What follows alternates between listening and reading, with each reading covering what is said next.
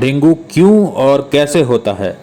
देखिए, अभी dengue main पानी के वजह से हो रहा है। चारों तरफ जल जमाव की जो समस्या है उसके कारण डेंगू का प्रकोप बढ़ा है ना। उससे हम लोग को निजात पाने के लिए पहला मच्छरदानी लगा के सोना चाहिए।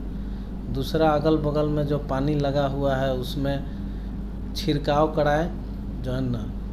तीसरा चीज़ है कि पानी आसपास में लगने नहीं दिया जाए। चौथा है कि मच्छर से बचना है तो मच्छर से बचने के लिए जो भी उसका उपाय है ना वो करना है। बाकी जो है ना पानी वाला इलाका से जितना बचा सके आदमी बचना है उससे। डेंगू का मच्छर कब और कहाँ काटता है? साफ जगह जगह पर है। ऐसा बताया जाता है कि डेंगू का मच्छर जो है साफ जगह पर है, एसी कूलर जहाँ पर है वहाँ पर ही काटता है। डेंगू के क्या क्या सिम्टम्स होते हैं?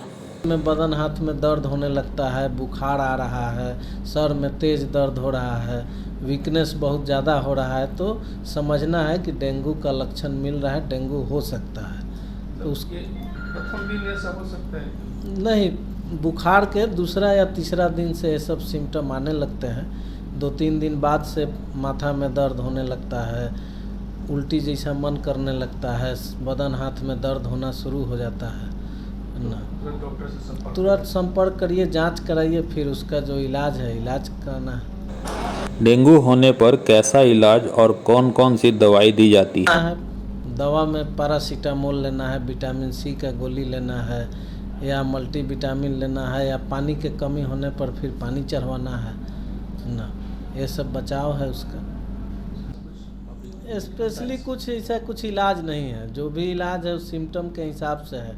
उल्टी हो रहा है तो उल्टी का दवा लेना है, बुखार हो रहा है तो पैरासीटामोल लेना है ना।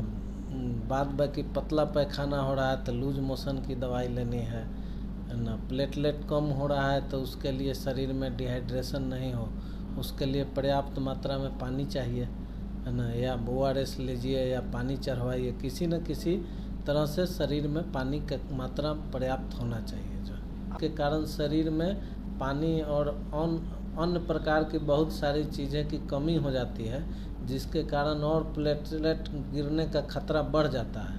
इसलिए हम लोग उसको बोलते हैं कि अगर मुंह से खाना पीना अगर नहीं ले पा रहा है सही ढंग से तो उसको IV फ्लूइड वगैरह ले करके उसको मेंटेन करना चाहिए। और IV फ्लूइड लेने के लिए क्या हॉस्पिटलाइजेशन जरूरी है या घर पे भी चढ़ाया जाता है? नहीं, घर पर भी अगर बहुत प्लेटलेट्स डाउन नहीं है तो घर पर भी ले सकते हैं है ना। जिनको मान लीजिए डायबिटीज़ है उनको प्लेन NS या RL लेना है ना। जिनको डायबिटीज़ नहीं है वो DNS ले सकते हैं, RL ले सकते हैं। ये सब फ्लूइड ले करके उसमें मल्टीविटामिन्स वगैरह मिला करके उसको मेंटेन किया जा सकता है। डेंगू में प्लेटलेट्स की मात्रा कितनी होनी चाहिए? प्लेटलेट का मात्रा शरीर में कम से कम 1.5 लाख होना चाहिए और मैक्सिमम 3.5 लाख 4 लाख होता है।